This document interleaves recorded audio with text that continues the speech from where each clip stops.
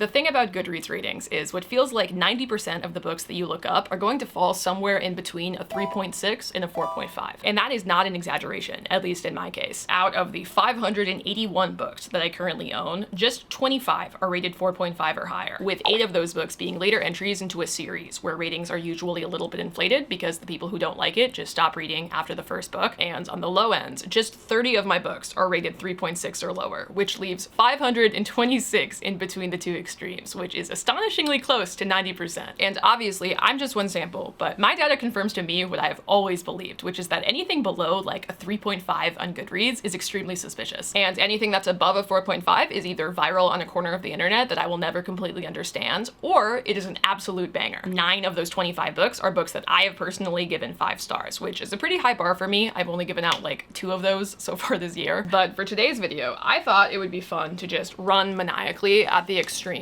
on either side of the Goodreads aisle and read both my highest rated and my lowest rated books. My lowest is actually a sub 3, which is not something that you see every day. Goodreads users are typically very nice. But the highest rated book that I own but have not yet read is The Will of the Many by James Islington. This book is about this magical school where the protagonist is actually this class-conscious mole who is trying to break apart the stratified fantasy society from the inside. This currently has a 4.62 on Goodreads, which it's worth noting is even higher than Fourth Wing and other big viral romantasy releases that are normally kind of buffed because they're enjoyed by this absolutely massive and kind of uncritical audience. And I think it's gonna slap. Like, obviously my expectations are extremely high because of the rating, but I feel like it's really got a lot of what I like in fantasy. So this is the first on the docket for this video, but just so you have it on your radar, the other book that I'm reading for this video, the only book that I own to dip into the forbidden space that is sub 3 stars on Goodreads, is called Y/N, I imagine from Your Name, which is a really common self-insert fanfic thing. And this, to my knowledge, is about a girl who becomes deeply, deeply obsessed with a K-pop idol and kind of the twisted parasocial web that she weaves because of that obsession. It's weird, it's freaky, it's tagged as a thriller on Goodreads. I bought this book off of a literary fiction TikTok rec, and I'm not really into K-pop specifically, but I do have a working knowledge of the scene. And I did grow up like very entrenched in fandom culture, so I thought that this sounded really sick. I'm thrilled that people from my generation are finally starting to write books that are at least in part inspired by the absolute cesspool that was Tumblr and Twitter between the years of like 2009 and 2015. You had to be there. It was at once a beautiful, formative land and also the source of immense psychic strain for anybody who is even adjacent to that part of the internet. And in general, one thing of that era that has not gone away is that I think that the way we treat famous people in society is extremely weird. People who stand celebrities in any serious way make me want to lock my doors and invest in a pair of extremely sharp garden shears. So yeah, a weird litfic book that looks at those feelings sounded extremely up my alley. I was pretty surprised to see how many various reviews that there were. But we'll see how it goes. Obviously, I'm going into like extremely different directions with this vlog, but before we actually get into it, I just want to give you a quick word from the sponsor of today's video, which is Warby Parker. Sometimes I think about how if I had been born before the advent of vision correction, I would have been like trampled by a horse. I wouldn't have made it very far, but for somebody who has been wearing glasses essentially since I was straight out the womb, I am still extremely picky when it comes to finding frames that I like, that I feel fit my face. And today's sponsor, Warby Parker, is a really great place to find options that are both flattering and high quality, that aren't just going to like fall off of your face or shatter if you nudge them the wrong way, and that you will feel confident in, both in and outside of your house. Warby obviously does a lot of glasses, but they also do sunglasses, they do contacts, they do vision tests if you're near a brick and mortar store. But I was able to get my pair of glasses by going on their website. They offer this really cute little style quiz where you can input some of your preferences and then they'll give you a list of options that can kind of serve as a starting point for frames that might fit what you're looking for. And then you can also virtually try on whatever glasses that you think are cute, so that way you can really get a good idea of how they're going to actually look on your face. I personally think mine are so cute. I'm a really big fan of glasses that have a more rounded shape, so much so that I got a slightly different but still extremely similar second pair. And if you're interested in getting a pair of your own, you can head on over to the Warby Parker website or go to one of their over 250 stores in person, and you can get 15% off of your order when you purchase 2 or more prescription pairs, either online or in store. Thank you again to Warby Parker for sponsoring this video. I really appreciate it. Let's get back to it. Hello, welcome back. I have been so cooked as of late that I've started playing Wizard 101 again. If that tells you anything about how I've been doing. And I'm like 4 loads behind on laundry right now. You can't see the floor inside of my closet. You haven't been able to for some time. So I'm gonna do some laundry tonight and I'm gonna read this book. I'm returning to personhood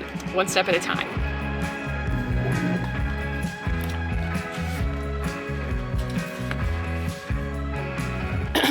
Hello, good morning. I am about 150 pages into this book. I'm pretty close to the end of part 1. I'm also done with my laundry.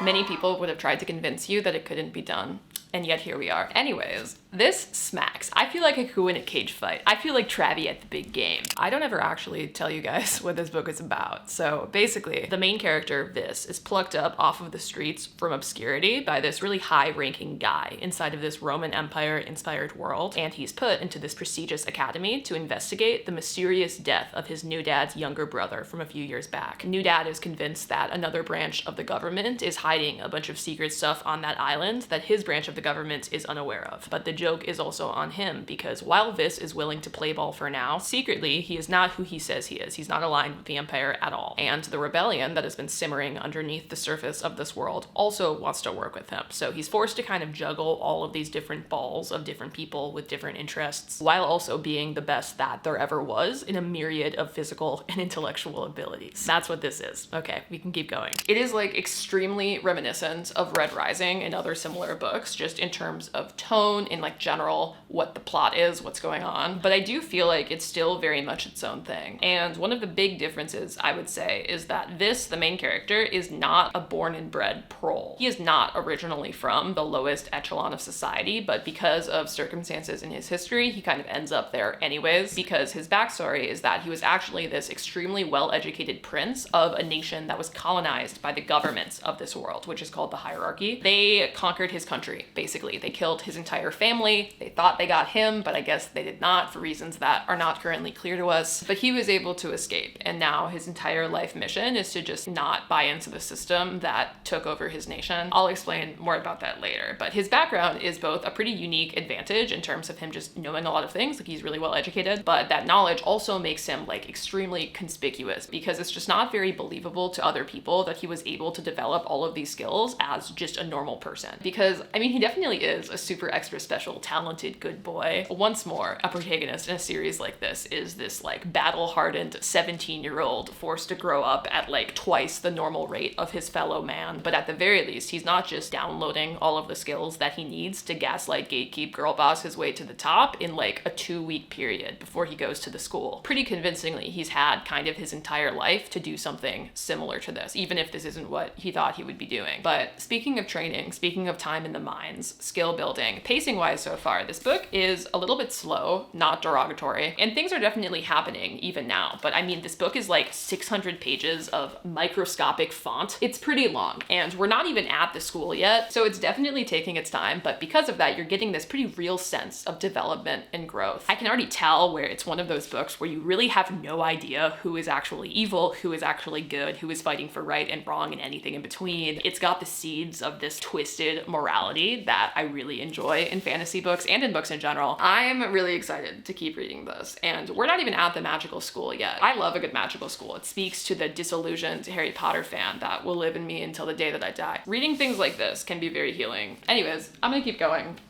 Until very soon. Also, I didn't mention the way that the magic system works in this book. It's pretty important that you have a baseline understanding. Carrie, in one of her videos where she gave a lukewarm review of this book, said that it reminded her of just like a big magical pyramid scheme, and that the entire time that she was reading, she just couldn't stop thinking about it as a big magical pyramid scheme. And honestly, I really like this book so far, but that's a pretty accurate depiction of what's going on. The way that it works is every person in this society has an innate amount of power, which is called their will. And you can literally think about this as their drive, their willpower, their like human spirit, in exchange for unclear political benefits. And also, I mean, I think that if you're just a shitty normal citizen of the country, you just kind of have to do it, like they require you to. Every adult individual cedes half of their will to somebody in a tier above them. And people in this tier who have like 7 or 8 people ceding to them, they cede half of their total accrued will, which is like 4 or so people's worth. They give that to the person above them. And there are 8 tiers, and then the person at the top is getting an amount of tithed will from every single person inside of the hierarchy. It's the kind of thing where the more numbers I give you, the more I try to explain it, the more confusing it will get for no reason. It really is just a pyramid scheme. And the people in power at the top have a massive amount of total accrued willpower from all of the citizens underneath him. Even people who are in like the 4th or the 5th step of the ladder are like obscenely powerful, because when you have all of this will, it gives you pseudo magical abilities. It fortifies your body against any potential damage or physical injury. It makes makes you stronger. It makes you faster. You can like imbue objects around you with will to make them do the things that you want them to do. Kind of like telekinesis, I guess. I mean, I don't really know. But all of these powers are things that you get on the back of tithing from all of the people who are beneath you on the pyramid. And that, more than anything, is Vis's main goal in life at the beginning of this book. He doesn't really harbor any delusions of being able to restore his country to its former glory. He knows that he's kind of just one guy and that he can't overthrow an entire society, at least on his own. But he is completely unwilling to partake in any part of the magic system that is used by this government that conquered his homeland. He doesn't want to cede his will, and he also never wants to get will ceded to him. But the problem with that is once he turns 18, then it will be required by law for him to start ceding. So the book kind of takes off because of his quest to figure out what the fuck to do about that before the system kind of takes away his agency. And yeah, I hope that makes sense. Again, I feel like Carrie really did hit the nail on the head. It really is just multi-level marketing, but made into a fantasy book. But it kind of works. Like, I personally am really enjoying it. I'm gonna keep reading. Okay, this time for real.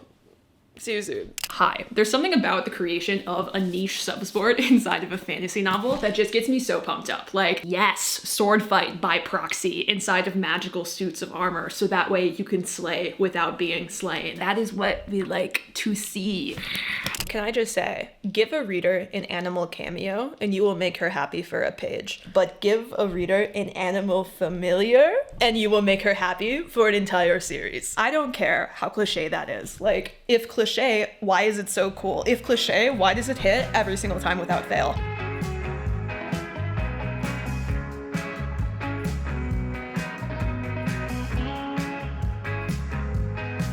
It was like 1 in the morning last night, and I really did almost push through to the end of this book, but I had to stop reading because I could just tell that things were starting to cook. And this book smacks. It smacks in like a pure way. There's nothing that crazy about it. Is it living up to the hype? Yeah, honestly, I think that it is. It's the kind of book that makes me feel like I'm in an action movie cocoon, just like charging up all of my power, cue the Attack on Titan theme song, tell all of my countrymen to dedicate their hearts to the cause. I don't know, man. If you get it, you get it. There are very few books that can make me feel that way, but this is definitely one of them. But it needs to stick the landing. I've heard a lot about how the ending of this book is absolutely crazy, and I feel like all of the necessary seeds are planted. They've established the proper amount of intrigue. It better pop the fuck off, or I'll be very disappointed.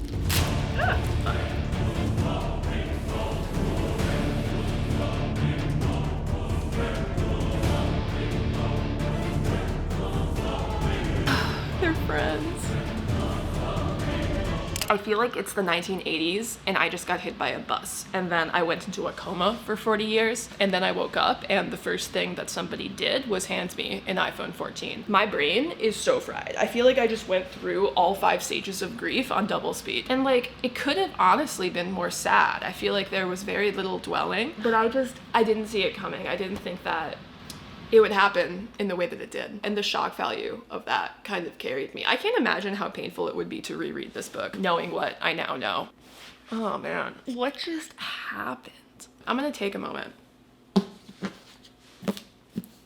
and think about it, okay? Okay, hello, I've had some time to decompress. Also, I get some comments on this sometimes. This is how I curl my hair. I do like the tight legging method that went viral a couple of years ago, and I just leave it for as long as possible until I have to enter the world. Honestly, it takes a bit to get the hang of. I remember looking bad the first few times I tried it, but now it mostly turns out well, so take that as you will. Anyways, let's talk about whether this book is worth the hype. This was a very rare book for me where I feel like my heart is saying it's a 5-star, but my head is saying it's a 4. And I think that makes it a 5-star book, because at the end of the day, the line for me typically between like a 4, 4.5 and a 5-star is how it made me feel. It's not tangible at that point. It's kind of all vibes. Like, you can be this thematically brilliant, really well written, well executed story, but if you don't have that 5-star feeling, you're not going to make the cut. And that also sometimes means that you can have a book that has some real flaws that still ends up being a 5-star read for me anyways. Because the thing about The Will of the Many is it's pretty intense popcorn fantasy. It's just captivating. It's fun. It's the kind of book that you want to be reading at all times when you're not reading it. Because at the same time, you're watching somebody who is unnaturally smart and clever, outsmart and out-clever the rest of their cohort. It's like competence porn a lot of the time. And even though he's in the trenches, like, he's a grinder, he's training, you're seeing him face some real challenges sometimes. He's just so scrappy and sharp that I still never really felt when I was reading this that he was in any real danger. But honestly,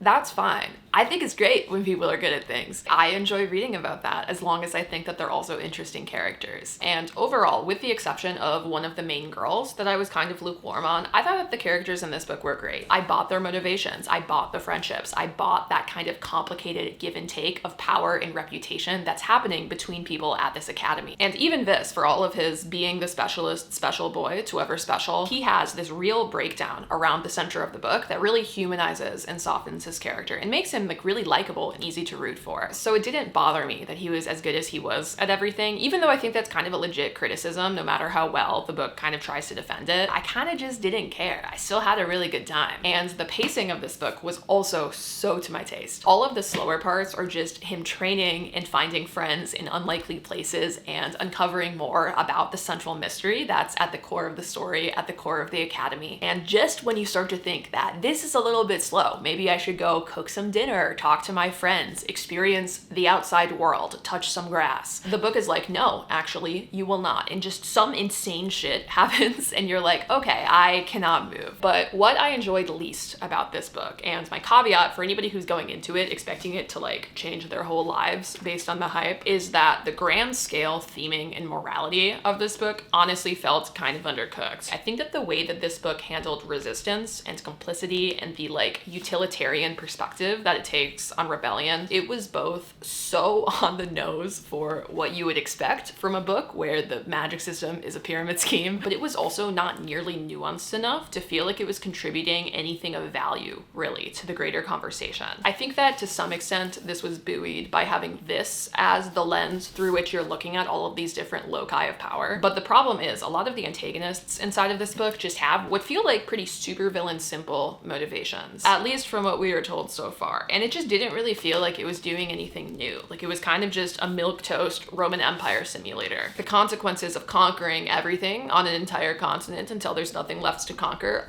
are in fact kind of bad. This shouldn't be a surprise. But with all of that said, at the end of the day, this is book one in a series, right? And I really got the vibe with the ending of this book, which was mental, by the way, that we are going to some interesting places in future books. And a lot of the time with series debuts, you have these worlds that seem to be fairly black and white that are shaken up by further books in the series as the protagonist goes on to experience more things and learn more and fuck things up for everybody irrevocably. And character motivations that seem pretty simple at first are in fact quite complex. Like this is a pretty classic progression in a fantasy series. So even though there were times where the themes and the politics felt kind of trite, I can see a lot of the seeds that have been planted. There's some groundwork here for something that is really compelling. Of course, there is also the reverse potential for it to end up being kind of lame, but that's why I don't feel comfortable letting it impact my rating. I don't know shit. I don't have the full picture yet. And on a smaller scale, the dynamics between characters, the betrayals among friends, Vis's general arc through the entire book as a protagonist, all of that was really good. And I loved this. I loved reading it. I feel like any problems that I had with it are really just fears that further entries of the series will squander the potential that this book has. But it's just not fair to punish the rating of this book just because I'm afraid that it won't meet my expectations that I now have for the rest of the series. Like, it's not even out yet. Something Fears the Mind's Killer. At the end of the day, I loved this, so it gets 5 stars. Anyways, next up, we're gonna be reading the low-rated book in this video. I really should have done this in the opposite order, but oh well. Again, I bought this book for a reason. Like, I really do think that it's pretty up my alley, so I'm giving it a fair shot. It's also like a fraction of the length of The Will of the Many. I think that this is like 200 pages and the margins look like this, whereas the margins in this book look like this. And I don't have any plans today. It's the weekend, so a good chance I'll be able to crack through this entire thing. Now let's do it. Do you ever start reading something and just immediately think to yourself, oh no. Let me just read this to you. In the years since she'd let me, an online stranger, move into her apartment, her tireless overtures of care and my circumventions of them had come to form a texture of cohabitation that could almost be called a friendship. What I feared most wasn't death or global cataclysm, but the everyday capitulations that chipped away at the monument of seriousness that was a soul. My spiritual sphincter stayed clenched to keep out the cheap and stupid. No! This is page 2. Me when I clench my spiritual sphincter. Me when I chip away at the monument of seriousness that is a soul. It's like watching disaster footage. Like, I'm strong enough to already know that I've gotten myself in over my head, but too weak to quit, too weak not to keep going. Wait, but this also kind of cooks. Cock the gun of your eyes, he's saying. I will make myself easy to shoot. Why is that kind of a bar? Hi, I'm sorry. So Moon, for context, is on IG live streaming to his fans, and he brings on Mercury, one of his bandmates. They're all named after celestial bodies, don't worry about it. And he goes, "Don't be angry with me. It's not what you think. I do want to be alone with you, but sometimes I can't stand hearing my own voice for an entire hour. I wish I could hear your voices one at a time, but if I were to have a conversation with each of you for just 1 minute, it would take 2 centuries. So I want to try something out. Pretend Mercury is you. Yes, pretend we're alone in this room together. Type in the chat what you would like to say or do, and Mercury will serve as your representative." Which, you know, not beating the parasocial allegations, but anyways, the first thing that Mercury does is this. "Is there any part of you that's not beautiful?" Mercury asked. "Show me. Then I'll know for sure that you're a real person." Moon slid his hands across the table. "My cuticles." Trigger warning for people who want to, like, enjoy their lives and not just... Trigger warning. Mercury bent his head over Moon's hands and pushed back one cuticle after another. He tore out excess bits of skin and made a little pile. Then he sprinkled the bits into his mouth and chewed, the working of his jaws suggesting a consistency like that of jerky. "I love even your dead skin," he said mournfully. "I'm doomed." What? I don't know about you guys, but if it were me and I were Moon, it's not how I would go about things. It just seems a little bit fucking bonkers, but like, what do I know? But the worst part is the story of my life with this book. You're reading this and you're like, actually, where am I? I wish I could escape. And the next paragraph changes too. "Is this really how you want to spend the little time we have together?" Moon asked. "Isn't there anything you would like to talk about?" At this, Mercury came alive with a desire for conversation, but in such excess that a conversation became all but impossible. He broached a vast array of topics. "Is it true that women in Korea have auras white as snow? How do you like your eggs? May I bear your children? How do I make him agree to be loved by me? Should I say yes? Are you ever embarrassed for me? Don't spare my feelings. Do I look hideous when I scream for you? When I listen to the news, I get jealous of the most horrible event of the day, like a high schooler gunning down his classmates or families getting burned to the crisp by a military strike. I wish I were a horrible event so that you'd hear about me. Hey, why don't you like Dostoevsky?" And it's like, that's kind of fire. Fans do ask out-of-pocket shit sometimes because they're so obsessed with their favorite celebrities that they have no concept of boundaries or normalcy. But like, why did you also have to eat his skin to prove that point? Where am I? The absolute whiplash that I'm currently experiencing continues in this book, I fear. I can't even really explain it to you because on one hand, you have quotes like this: "Religion, shorn of philosophy, is now a vending machine for manifestation and fulfillment. That's why there are so many lowercase gods in this secular, cynical era. Oblivious to the contradiction, we yearn for spiritual practices that will make us worthy of receiving permanent answers and solutions. A boy band like this is one such god. Here we have data disguised as philosophy, information disguised as art. We no longer go to church once a week. We attend a stadium concert once a year." Bars. And she's right, like the fervor of some fandoms absolutely does near religious levels of obsession. There's a reason why people call concerts by their favorite artists religious experiences. And this one too. She lies in bed and deletes every picture of Moon on her phone. She is sick of looking at these pictures on her way to work, cassetting herself with the prospect of seeing and touching the real thing when she's back home at night. She recognizes that her frustration with the pictures is actually a pleasure to feel, fortifying as it does the notion of a real thing. But the real thing is not real enough. Moon himself is not real enough. She wants him too much. Her appetite is unnatural. He can't possibly give more than he already does. Still, she wants everything he isn't, and everything he will never be. How he exists in the negative. She wants this, too. But the contradiction is insurmountable. She can never have it. That's why she loves it. She loves what she cannot have, but she will die if she cannot have this thing that she loves not being able to have. Like, that's so good. That's such a portrait of stan culture. But then, you're also getting shit like this. This is just a conversation with some random girl at a party. "I'm adopted. We haven't seen each other in a while." "Ah." She sounded only a little less uneasy. "Where are you from? I mean, where are your birth parents from?" "I don't know. You could get a genetic test to find out." "I am not my cells." "Then what are you?" "Well, what are you?" "My cells are collectively called Lys. They come from Heidelberg." "Will your cells also die in Heidelberg?" I asked. "I hope so," she said. "There's a family plot." "Where will you die?" "I don't know," I said.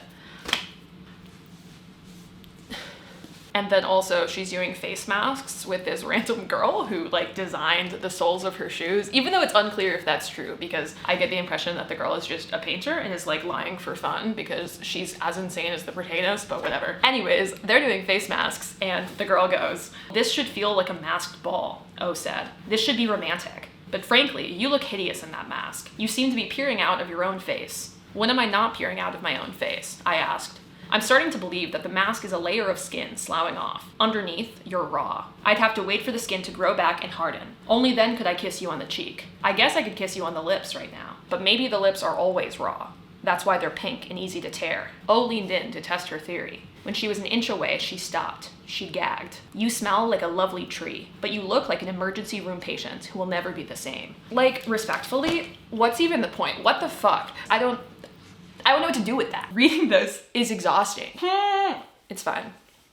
We carry on. I need to stop for the day, so let me give you the expanded premise so that way you can understand why I feel the way that I feel. I don't think I've done this yet. So YN follows this girl and she attends this concert for a K-pop band and immediately becomes obsessed with Moon, who is one of the members of this band. And when I say that she's obsessed with him, I don't actually mean that in a romantic way. I mean that she wants to like share a brain with him. She thinks that she looks like him. She wants to have known him for several years because she sees him as this imaginary intellectual equal who like understands every part of her. And she starts to write these kind of deranged self-insert fan fictions that she starts to pretend is the actual history of their relationship. And in the book, you're reading summaries of this fan fiction that are interspersed with the actual story, what's actually going on. Because pretty soon after she becomes obsessed with him, Moon decides to retire, which is obviously world-shattering. The main character, whose name we don't know, she immediately leaves and flies to Seoul so that way she can find him and meet him because she's insane. And yeah, I'm like halfway through and I think that I'm done for the day. Like I have no choice. This is the kind of book where I have to let it cook. I think if I tried to read all of it in one sitting, my brain would explode because I can't decide if this book is brilliant or if it's the dumbest thing I've ever read in my entire life. It's one of those. It's so divorced from reality, like to the point where it's impossible to take seriously. Nobody speaks in real life like the characters speak to each other inside of this book. And they all over-intellectualize their feelings in the same way and craft the same exact batshit extended metaphors. And I think that there is something here. Like there are moments where I'm like, wow, that's a really good line. That's a really good point. I feel like it does have interesting things to say about fandom and the cult of celebrity and the loss of a sense of self that you kind of experience among fans. Like this quote from some Randy at a fan meetup. "YN fic puts me to sleep," he said. "In order to accommodate the biography of every reader that might chance upon the story, the writer creates a character void of personality. But there can be no story without a proper protagonist. So there is never a story when it comes to YN. There are only absurd and arbitrary leaps in plot. All of this amounts to a warning, one I urge you to heed. Anyone who pursues the delusional fantasy of being Moon's chosen one can expect to have their identity wiped out. This is so much bigger than you. You are not YN. All of us are, all at once." That's actually so good. That's so good. That's like the entire thesis for this book so far. But I feel like I'm drowning in the sea of other bullshit in order to get to those nice moments because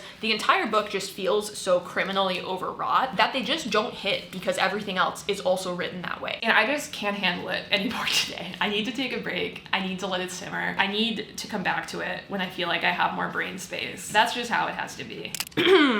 "She's so close to the moss that she can't properly observe it, but she takes pleasure in this limitation. She's tired of her freedom. There's simply too much of it. She's a small person who lives in a small room. She keeps herself small so that tremendous events can crush her into a paste." Whew. Too real, okay? Chill the fuck out. Keep that to yourself. Don't look at me like that. Hi, it's been like 3 days, but we're so back. I'm remaining strong. I have like 100 pages or so left of this book, which shouldn't take long, but then again, the first 100 pages took me like an entire afternoon, so.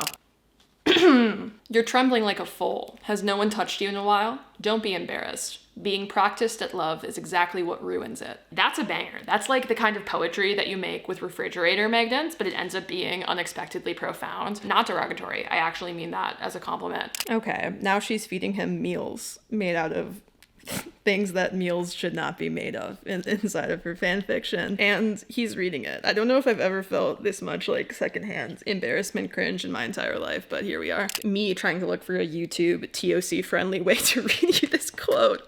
Moon's arms and legs were flung out in the shape of a star in the stifling heat, but you can guess, was curling into itself. Its season was winter. There was something vague yet resolute about it, as if it had spent the night drinking and was now swooning in the depths of strange dreams, unafraid of what it had to confront in the secret world of itself. And then later it casts a baleful gaze upon its surroundings. What does that mean? Its season was winter? Oh God, it's so hard to take seriously. You have to understand that I'm really giving this the old college try, but like, its season was winter. Okay. I have like so few pages left. I need to keep going. Dude, but once again, then you have shit like this. That's fire. I wish I were made of glass, I said. Then you could see right into me. I wouldn't have to say a word to make you understand what I'm feeling. It's more likely that I would see right through you, O said. Which means I wouldn't see you at all. I'd forget you're there and crash into you like a glass wall. Flesh constitutes a trade-off. It lets you know that a person is standing before you, but you have no idea what this person means. That's so good. Where am I? What? What did I just put myself through? Okay, I'm done, but at what cost? I feel like this book short-circuited my still developing frontal lobe. Like, I feel so fried right now because I've spent like the last half hour of my life reading reviews. And on one hand, I feel like people were a little bit too hard on this book. Like, if you know that you don't like weird books, weird lit fic, don't buy this. You're not gonna have a good time. It's probably top 3 weirdest books that I've read in my entire life. Not even really because anything crazy happens. It's truly just the vibes. Like, you had to be there. I hope that some of the quotes that I read during this journey have given you a little bit of an idea of what I mean. But anyways, I like weird generally. And with all of that said, I still don't think that this was a very good book. It has, once again, these like glimmers of brilliance. But other than the themes of fandom, obsession, and just kind of a loss of the sense of self, nothing about this book felt completely realized. Like, it read like a bunch of vibes and ugly feelings and pretty poster board quotes just strung together on this glitter jump rope. Like, the quotes that I read that I enjoyed were so much more profound than any of the actual events, anything that actually happens inside of this book. And I don't know, like, I liked the concept of this book so much. Like, if you know anything about stan culture, you know that none of the events that happen by the fans in this book feel impossible. People are actually wild to celebrities in the real world, especially with K-pop. I remember reading some pretty concerning news articles, and I feel like this had so much potential, but it was again so divorced from reality that by the end of the book, I feel like I didn't even really know what it was supposed to be about. This could have already been a really bonkers book without feeling the need to make every character talk like they're experiencing collective mass hallucinations. So it's a 2-star for me. I regret to inform you that I'm not cool enough to like this book. I've seen a lot of like extremely strong positive reviews, even amidst all of the controversy, and like I wanted to be cool like you, but I'm just not. But also, I mean, I should have seen this coming considering the basis of this video. And that's a wrap on that. It turns out that, at least with both of these books, I'm in touch with the masses. This time around, both of my readings were kind of in line with public opinion. But that's all for this video. I'm gonna go like lay down and think about my recent actions in my near future. My season currently is winter. Okay, I hope that you guys are all taking care of yourselves. Please drink water, please nourish yourself, please wear warmer clothes if it's starting to get cool where you are, and I will see you in the next video. Okay, off I go.